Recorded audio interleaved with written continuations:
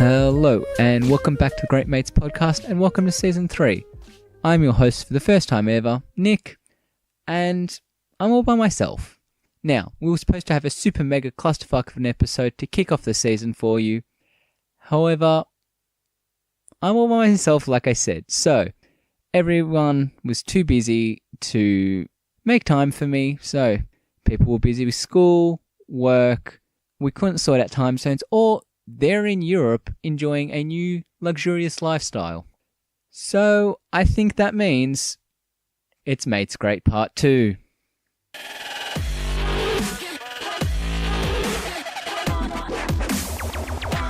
So, what shall we do?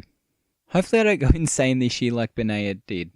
How about, with WrestleMania being next week, and me being a massive wrestling mark, we'll do a quick run through of WrestleMania.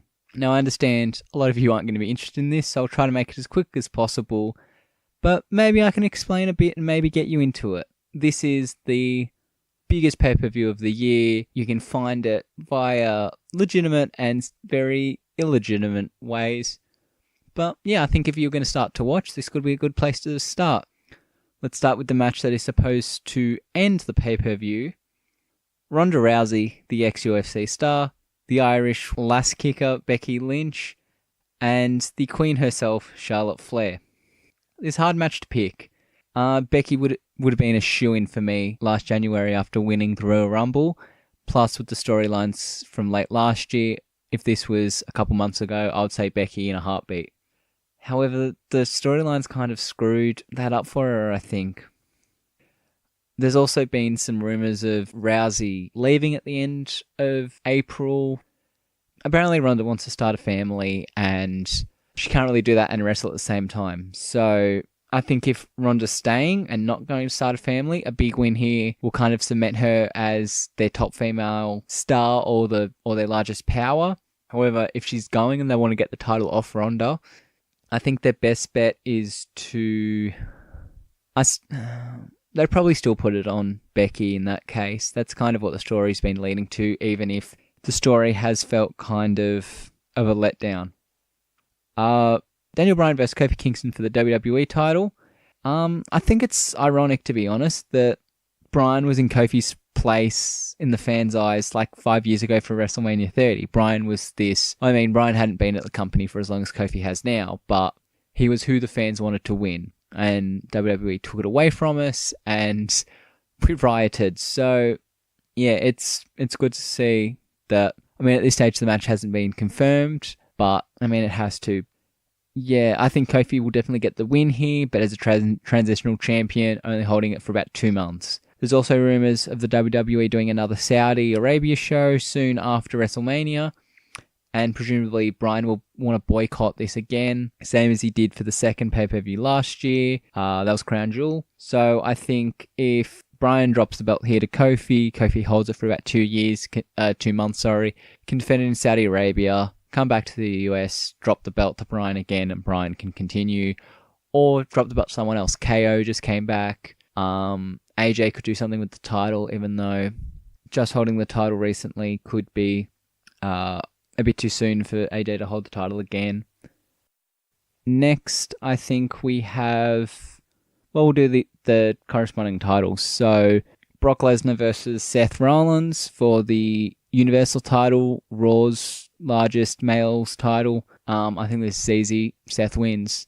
Everyone's over Brock. Brock has been there for too long. Brock wants to go back to the UFC. Seth's never held the Universal title. I think if this match goes on later in the show, which it will, and Roman has a match earlier, wins, you could close the show with a nice embrace between... maybe not close the show, because talk is that the women's triple threat will close the show, but you can get a nice moment similar to WrestleMania 20, where in that Eddie Guerrero and Chris Benoit hugged each other after they both had won their corresponding brands' titles. So I think here if you have Roman win a match, Seth win a match, Dean Ambrose maybe not win a match, but if he does something, the talk is, will Dean leave the WWE or not? Is it a work? Is it a shoot? Is it real? Is it fake? But I think if you have a moment, Seth wins with the title, the Shield come out, they have a hug, do stuff, maybe some fireworks. I think that's kind of is a good hashtag WrestleMania moment. Then the SmackDown Women's title. At the time of recording, all we know is there will be a fatal four-way between Sonya Deville, Mandy Rose, Carmella, and Naomi, with the winner going to WrestleMania. The winner of that match will face Asuka. It's hard to see. It's hard to predict that match. I don't think it actually matters. I think Asuka needs a big win to kind of redeem herself after the last couple of weeks and months of poor matches and not winning and not defending the title on pay-per-views. So I think no matter who wins the Fatal 4-Way, Asuka wins at Mania, holds her title high. Another title match, Buddy Murphy versus Tony Nese for the Cruiserweight title. 100% polling for the Aussie here. Murphy gets a big win. Just a good WrestleMania moment. Sorry, Tony Nese. I know you also kind of deserve the title, but it's Buddy Murphy. He's me Aussie. Buddy Murphy wins.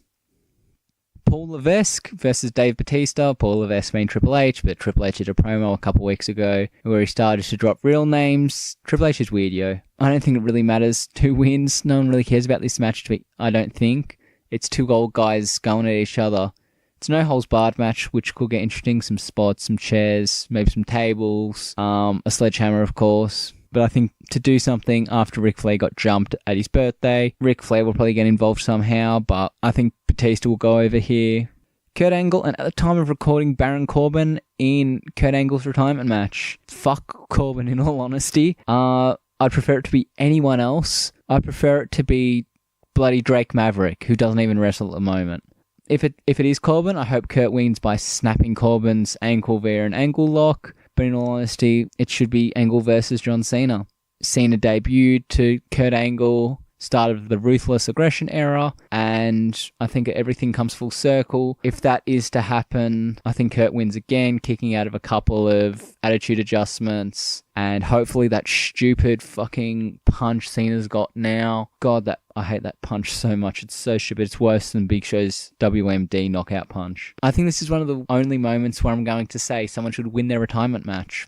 Shane McMahon versus The Miz. Shane isn't a wrestler, and he certainly isn't the best in the world, so I think Miz gets the win here. Maybe in a double turn where Miz goes heel, Shane goes face, but I think after Shane's turn only a month before Mania, I don't think that's likely, but I think Miz wins nonetheless, maybe with some interference from his dad. It'd be good to see some interference from Shane's kids, but yeah, I think The Miz goes over here. AJ Styles versus Randy Orton. AJ goes over. He just signed a brand new contract, which I think it makes the win a bit more likely for AJ. Orton hasn't really been doing much. He just pops up, RKO someone, goes away for 4 weeks, comes back, rinse and repeat. I think you repeat the spot from Fastlane where AJ goes for a phenomenal forearm. Randy pops up, RKO. Probably follow that with then AJ kicks out, Styles clash, pin 1, 2, 3, AJ wins. The other matches, Samoa Joe versus Rey Mysterio. I think Joe goes over easy here. I love Rey, but I don't really think he needs a title at the moment. So yeah, Samoa Joe wins, holds that. The women's tag title, the Boss 'n' Hug Connection versus Tamina and Nia Jax versus Beth Phoenix and Natalya. And I'm going to presume the Iconics are going to be added to that.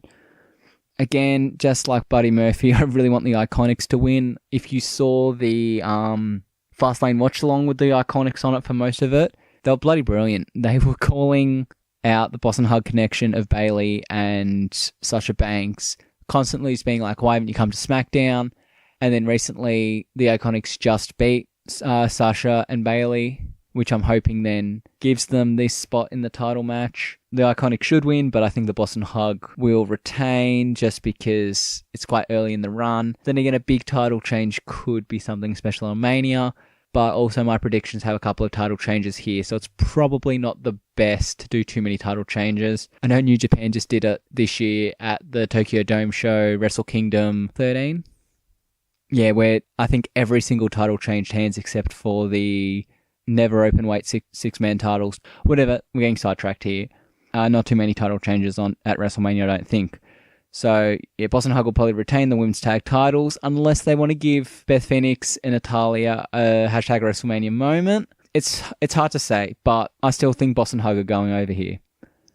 A couple of other quick matches that could be happening that aren't official at the moment of recording. Roman Reigns versus probably Drew McIntyre. It makes sense after Drew destroyed Dean, destroyed Seth. And then again, Seth destroyed Drew McIntyre a bit as well, but I think this match makes sense. Roman just coming back from leukemia, and because of that, Roman goes over no matter who he faces, I'm presuming. This could also be where you do the Shield, embrace, hug thing. This could also be maybe Dean gets involved here. I don't see Dean actually having his own match unless he's in the Andre the Giant Battle Royal. Roman beats whoever he faces, probably Drew McIntyre. A couple of other matches that could be happening. The Raw Tag titles, currently held by the Revival. People have been saying it could be Ricochet and Aleister Black. However, they've got a tag title a couple of days before at NXT TakeOver New York. I'll quickly go through the TakeOver. You've got Johnny Gargano versus Adam Cole. I don't think it's quite time for Undisputed Era to hold all the belts, so I think Johnny Gargano could finally get the moment and get the NXT Championship. Then for the NXT North American Championship, you have Velveteen Dream versus Matt Riddle. I love Dream. I think Dream goes over here as well. Hopefully he has some cool ring attire, cool entrance, whatever, but I think Velveteen Dream goes over here. Shayna Baszler versus Io Shirai versus Bianca Belair versus Kairi Sane in a fatal four-way match for the NXT Women's Championship. If Baszler's lackeys get involved, I think Baszler has the win there. War Raiders of Hanson and Rowe versus the previously mentioned Aleister Black and Ricochet, the winners of the Dusty Road Tag Team Classic for 2019. And this match is for the NXT Tag Titles. I think the War Raiders retain as well. Finally, Pete Dunne versus Volta in singles match for the WWE United Kingdom Championship. I think Volta wins here, even though he's German, but also Pete Dunne has held this title for almost 2 years now. I think it's time he gets rid of it, so yeah, I think he'll be dropping to Volta. So yeah, Raw Tag Team titles, don't know what'll happen there. I think Revival will probably retain no matter what. The IC title currently on Bobby Lashley. Also don't see much happening there. Apparently they've got big plans for Finn Balor elsewhere, so probably not going to be a match with Finn. I'd like to see him drop it because I'm not a big fan of Bobby Lashley, but also it's kind of a tough place on the card. If there's any changes to any of these predictions as well, I'll be on Twitter at Nick Landcroon. I'll plug again later on. I don't think much will be happening with the IC title. SmackDown tag titles, I think people are saying Matt and Jeff Hardy. Current champions at the moment are the Usos. So if the Hardys are going to be there, I think they'd probably go over but drop the belts fast, very similar to Matt and Bray Wyatt last year. Yeah, the final two matches, the Women's Battle Royale. I think the winner will either be Alexa Bliss, Lacey Evans, or Nikki Cross. If I had to pick one, it'd be good to give it to Alexa because she hasn't been doing much lately, and it'd be good to see her wrestle again. But I think it'd also be good for Nikki Cross. Nikki Cross just had a promo where she just sat up in the rafters talking about how she doesn't want to point at the sign, she wants to sit on the sign. It was weird. Yeah, go track it down. It's a weird-ass promo. So I think probably Nikki Cross deserves it as well. Probably not Lacey Evans, but they're doing weird stuff with Lacey Evans, so it's hard to tell. Finally, the Andre the Giant Battle Royale. Again, this match never means anything. The people who've won it have done jack shit with it, so I don't think it really matters. Braun Strowman, I think he's going in the favourite, but I don't think he will win. I think it'll probably set up for a big feud. Like, they'll just use this match to set up a big feud with Braun. I think it's weird to think maybe Bray Wyatt returns winning, especially after last year where he returned and helped Matt Hardy win. But my other candidates to win are probably Rusev, who I love, Mustafa Ali, or Andrade. I'd say probably Andrade. They're trying to do stuff with him, so it'd be good, but Mustafa Ali would also be good to see the win.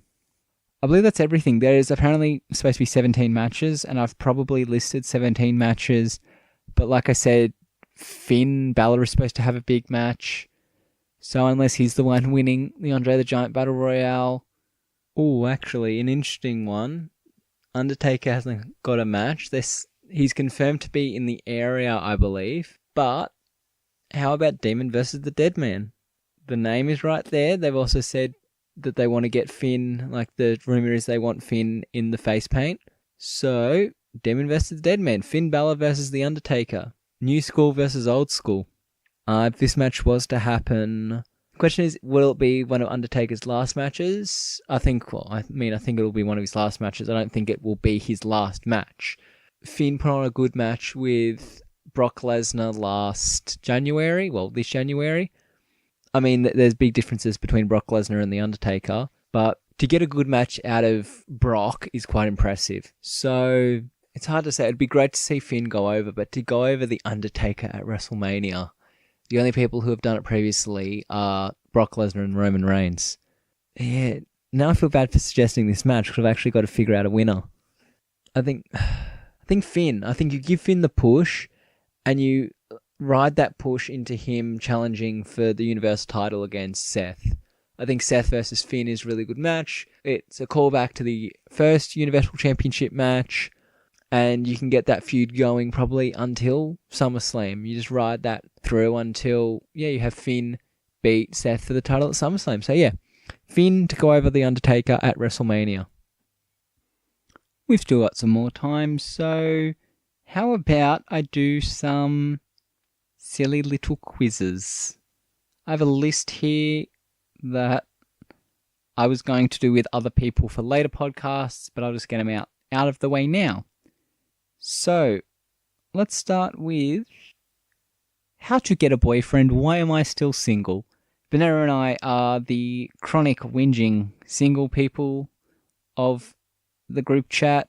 I mean, Anastasia gets in there a bit as well, but Ben and I are the loudest. This is from 17.com, and again, quiz. Why are you single? First things first, there's nothing wrong with being single. No bae, no problem, right? But if you feel stuck wondering how to get a boyfriend or girlfriend, take this quiz and figure out the real reason you haven't found your match. When was the last time you texted someone first? 2 seconds ago, if they didn't answer, you'll double text? I don't know, I'm a horrible texter. I tend to reply quite fast to messages unless the messages are bullshit, and then I'll probably just leave them, or if I've lost interest in a person because I'm that type of person. Texting first, I'd say I'm probably like 50-50 for. So we'll go the first one. 2 seconds ago, and if they didn't answer, I'll double text. Who do you go to for relationship advice? Your bestie because she always keeps your secrets. Your favourite group chat because you need multiple viewpoints. Group chat. I'm always on the bloody group chat and the mates hate me for it. If you get extra tickets to a concert, you invite your crush, or everyone in your immediate friend group. I'd probably just offer it to... Well, it says tickets. So... It's usually be like a shout out to group and hope that a crush would show up, to be all honest. Your crush just followed you on Instagram, so you follow them back right away and like their most recent pic. Wait a few minutes and then follow back. I'm pretty fast with my follow backs, to be honest. And I like a few pictures here and there, for everyone that is. If you want to hear from your crush, you send them a floaty text, or don't do anything about it. You'll see them eventually. It's kind of 50-50. If I'm like super friendly with them, like they're almost like my best friend, not a flirty text, but if I want to hear from someone, I'll usually be like, hey, how you going? What's up? So I suppose let's go the first one. You realize you and your crush are in the same English class, which, fuck English. You sit next to them and ask about their weekend plans, wave hello, and find a seat next to your bestie. I usually just sat in the exact same seat for the class. Like every class, I'd have a certain seat. Self-appointed, but I am a creature of habit. So let's say wave hello and find a seat next to your bestie. I usually sat near friends anyway. If the person of your dreams asks you to be in a relationship starting today, what would you say? Sure, life's about taking chances. It depends. You'd want to figure out first if you actually click. The latter. Yeah, I'm usually like, let's see what goes on. Go on a date. See what the fuck goes on. See if it works. What do you do when you see that hot soccer player who scored yesterday's winning goal? Pick them in your team for gym class. You want one-on-one time. Congratulate them on a good game, but don't push the conversation further. Don't push it further. Also, if they're a good soccer player, they're probably best to pick them for your team, but just be like, yo, congratulations, you're good. And then, that's usually good enough. If they reply, they reply. If they don't, and just walk away. They've walked away. Probably whatever will be, yo. When it comes to relationships, you consider yourself experienced. You've been in a relationship before. Sort of experienced. You've hung out with crushes before, but nothing ever became serious. Yeah, nothing ever became serious. When you're crushing hard on someone new, you tell them. Why sit around waiting for them to make the first move? No. It's a big deal. You hardly ever go googly-eyed for anyone. I'm in the middle there. Like, I get crushes regularly, but I also understand, like, you can't just be like, you can just walk up to people if you have the charisma, but also, I'm shy, yo. I like to know if something's going to happen. Or, like, I'd be friends with them first, and then if they're, like, super friendly, then, yeah, you see what goes on. But I'm not going to be like, yo, hey, person A from place B that I speak to, like, once a week or once a month. Do you want to, like, go on a date? I think that's kind of weird, to be honest. Your older sister takes you to a party while you're visiting her at college and a cutie catches your eye. You flirt? What's the harm? Hang out with your sister and forget about them. You came here to be with her after all. That's weird. Like, if you're there to be with your sister, just be there with your sister for one. Also, like, don't flirt with random people if nothing's going to happen.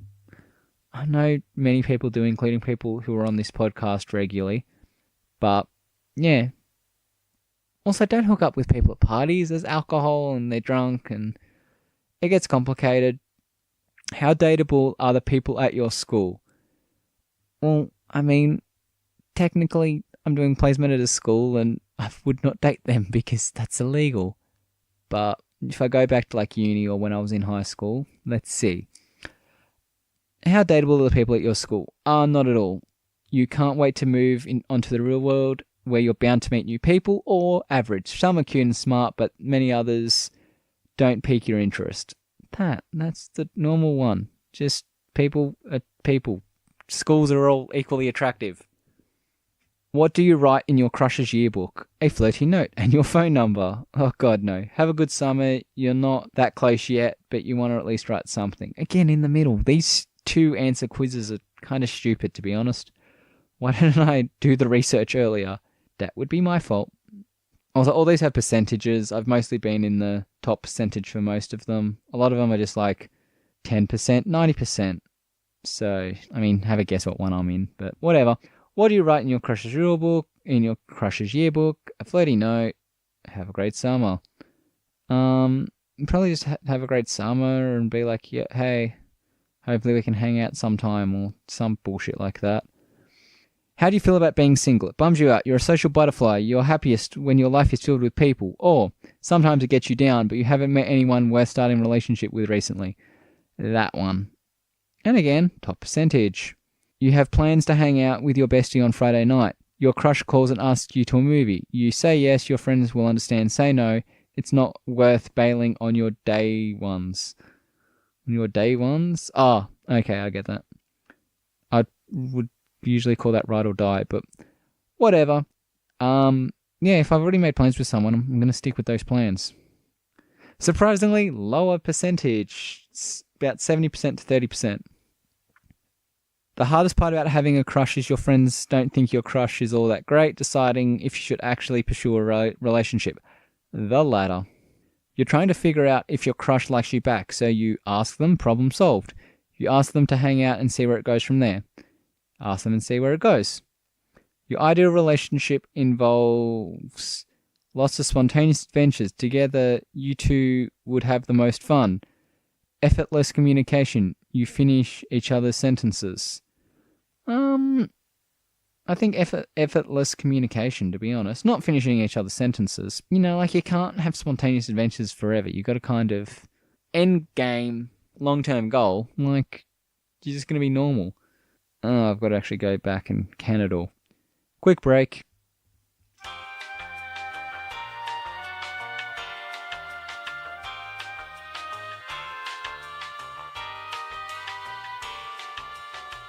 And we're back. So I just did the math and counted it all up.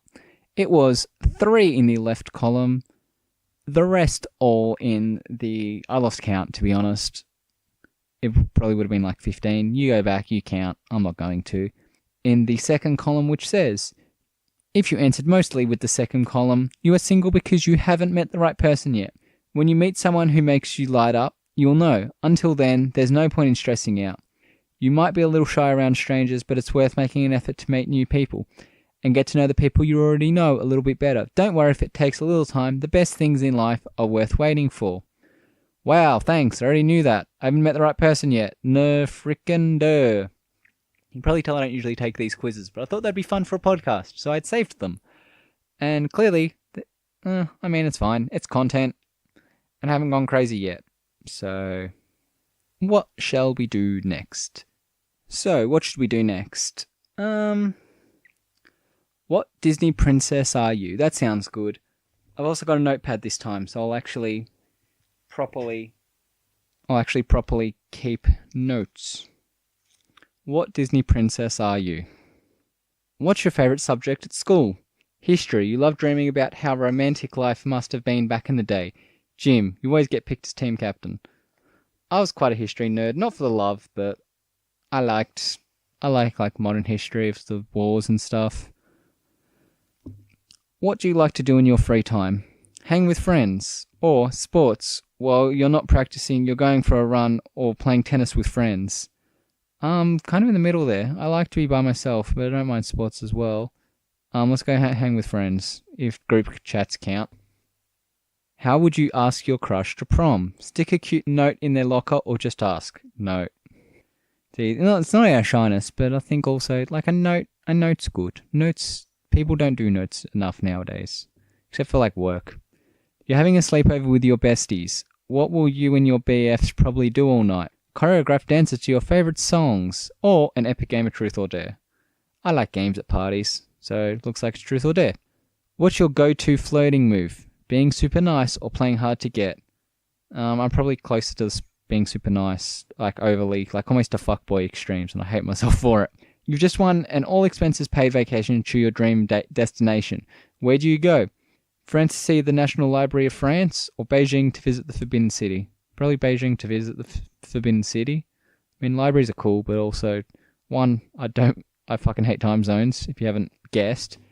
So Beijing's closest, and also, like, history. So, what kind of pictures dominate your Instagram feed? Cool filtered landscapes, snaps of you and your friends.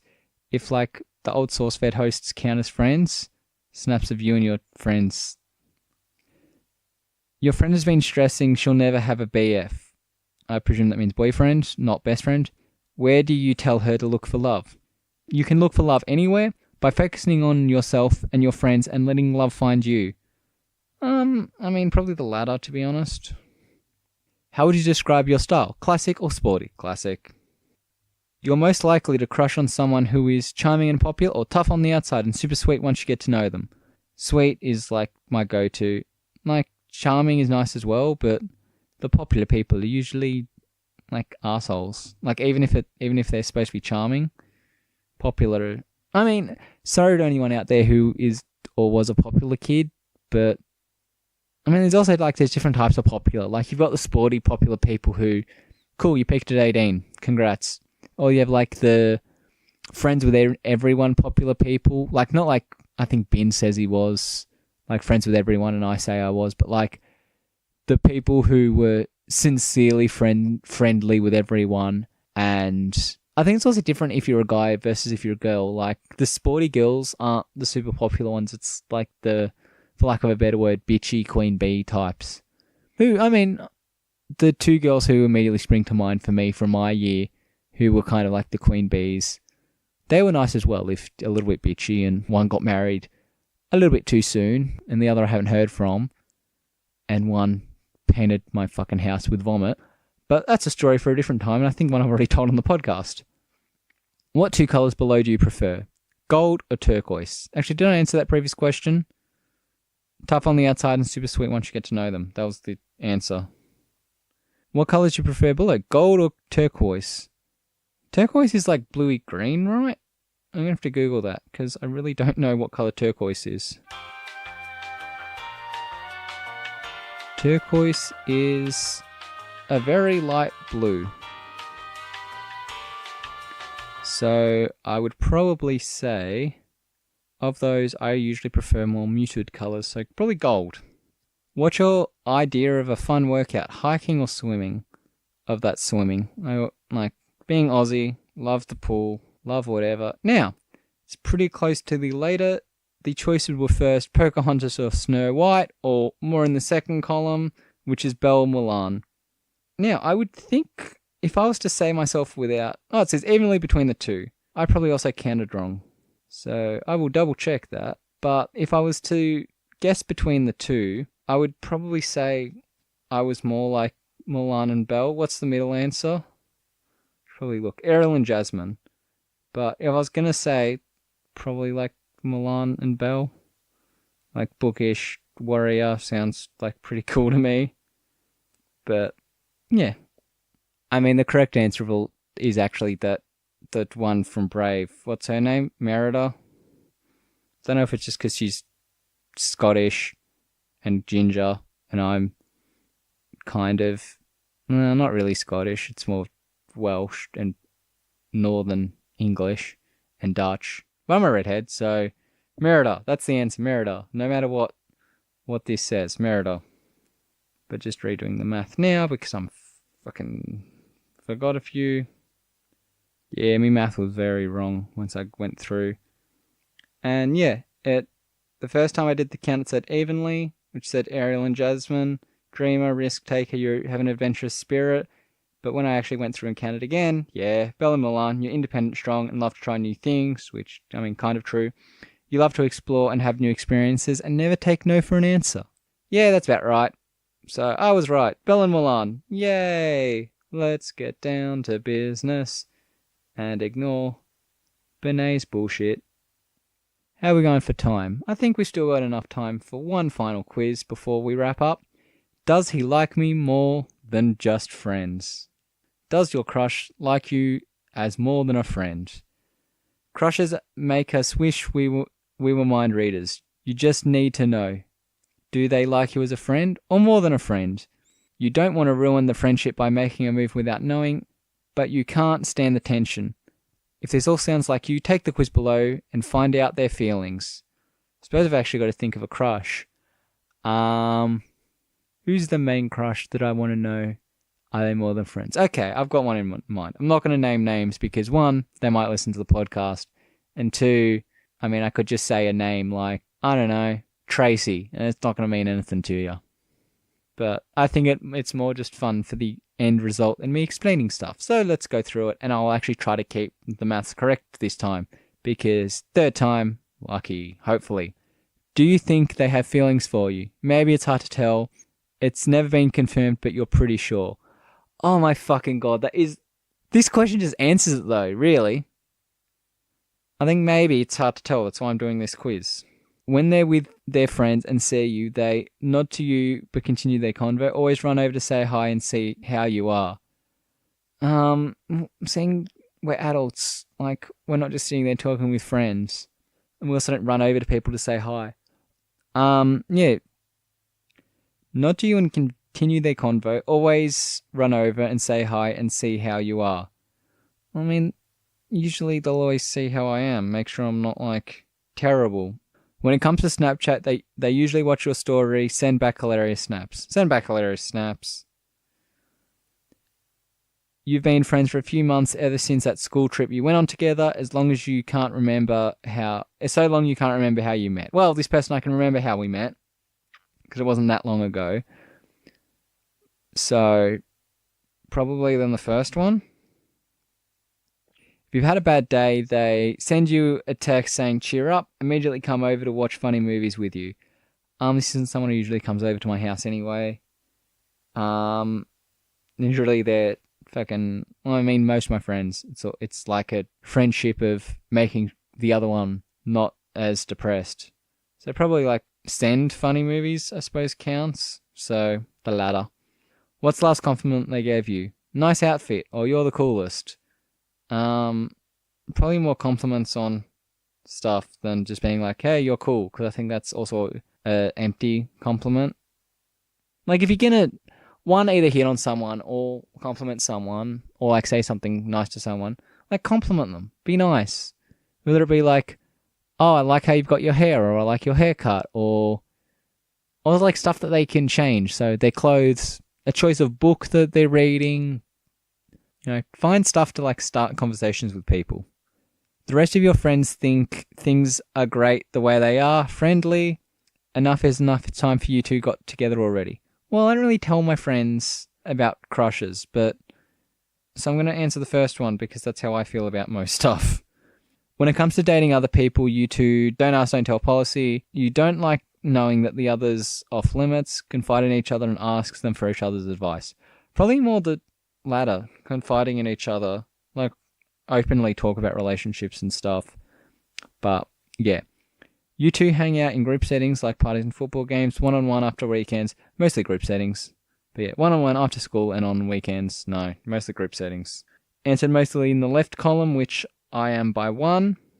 You're just friends for now. Sure, you flirt sometimes and the thought has crossed your mind about whether or not you two are meant to be, but when it comes right down to it, you're better off as just friends. Seriously, who are you going to turn to when you're having relationship issues if your best friend is now your bae? Trust us, keep us platonic, and you'll thank yourself later. Well, that kind of sucks, doesn't it? Sucks like being left all by yourself to record a podcast and hopefully not go crazy. That actually didn't take as much time as I thought it would, so we've actually got a bit more time still to bump out a bit more content.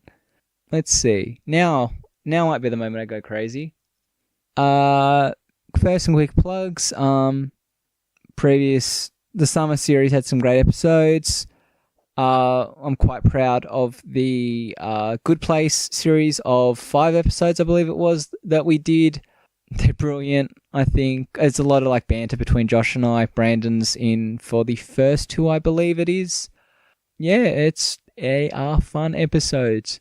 It was, I believe, was it Christmas or New Year's? I believe it was New Year's was the crazy episode where Benaya fell asleep. That is hilarious. Go back and listen to that one. Christmas was also a great episode. Also, if you have any questions, comments, suggestions for any content coming up in Season 3, hit us up on the podcast, Twitter and Instagram, which I will plug later. But yeah, we're always looking for content. If you listened to Season 2, you would have seen that there was some very rambly episodes, so it's always good if you have any questions, comments, suggestions, like I just said, just send them through the podcast and that will be appreciated. Once again, I think we'll be doing Eurovision this May when Kim's Convenience comes out on Netflix in Australia, and I'm not sure if it's Netflix in the US, but when Kim's Convenience can be legally watched, I believe we'll be doing a Kim's podcast. There's also talk of a Queer Eye podcast, which will probably be coming. I also have some other ideas, so hopefully this season will be jam-packed, and hopefully this isn't the first time I host a podcast. Hopefully the last time I host one all by myself. Also seeing I'm the comic boy. I know I'm late to the story, but Lumberjanes is bloody amazing. It's one of the things where I'm just reading the trades as fast as I can get them, even though I've got a whole heap stockpiled, but actually at my dad's place in Victoria, not with me in New South Wales at the moment. But Lumberjanes is great. What else is good? And Animosity, both Animosity and Animosity The Rise, and the previous one was called... It was Animosity The Rise, the first one, and now it's Animosity Evolution. I believe that's right. Great stories from that. Also saying we talked about crushes and that Secret Life of the Geek Girls and Secret Love Lives of Geek Girls and Secret Love Lives of Geeks are two beautiful anthology. They're not quite comic books, but they're anthology books with some prose and some comics in there from various nerdy people. You'd think there would like secret loves or like secret guilty pleasures is the word I was looking for, but it's more like love stories about like just geeky love stories. So true stories as well. So go give that a read. I think is definitely worth your time. And I think that will be it for this week. You can find me at Nick Lancron, NickLandkron. There, like I said, hit me up with any comics I should read. My wallet's kind of feeling a bit empty, so don't hit them up. Like, don't send them to me all at once, please. But I love to see what's happening in the comic book world. Also, like I said, I'll be tweeting anything to do with WrestleMania over then. So if you are interested, check that out. You can find the other mates who were very, very mean and left me. Olivia can be found at 8BitOlive and at ohhello.designs, ohhello.design. That's all her design stuff on Instagram. It's great. We're all very proud of Olivia. She's doing bloody brilliant work, even if she doesn't have time to do a lot of it. Bin can be found, if you really want to find him, at Bins in the Air. Don't find him though. Like, we love Bin, but yeah, I had to record the intro to this podcast multiple times because I had Benay syndrome of my parents being heard in the background. So, yeah, that was fun. Jamer can be found mostly on Instagram at JMRNG. Brandon can be found again mostly on Instagram. There's a couple of Euro shots going up there at brndn.le. Brandon Lee, remove the vowels from Brandon. Anastasia can be found at Anastasia Moen. She hasn't been really doing much, so, but you never know. There could be some good stuff there. And Josh can be found at Abang Pinoy. Heaps of nice shots going up on Twitter, on Instagram, I believe, and Twitter. He's been live tweeting kind of Kim's Convenience and baking shows, I believe. Whatever. If you like TV shows that Josh likes, I believe there's also some Queer Eye stuff in there. Go check out Josh on Twitter again at Abang Pinoy. The podcast can be found on Twitter and Instagram at Great Mates Podcast, GR8 M8S Podcast on Twitter and Instagram. Again, send us through any ideas, questions, suggestions, challenges, whatever you think would be suitable for a podcast there. And when we run out of content, we will be right there to check out said content. And I believe that's all. Thanks for joining me. Hopefully it wasn't, too niche. I know not a lot of people who listen to the podcast probably like wrestling, but there could be a few of you out there, even if it was just 2, 3, or 1, or all of yous. I don't know. But maybe even get a couple of you into it. Beautiful storytelling via matches. Hopefully I didn't waste any of your time, and this was an enjoyable waste of my time, to be honest. No, it's not a waste. It was fine. It was fun. It was not a delve into psychosis like Mate's Great was last year.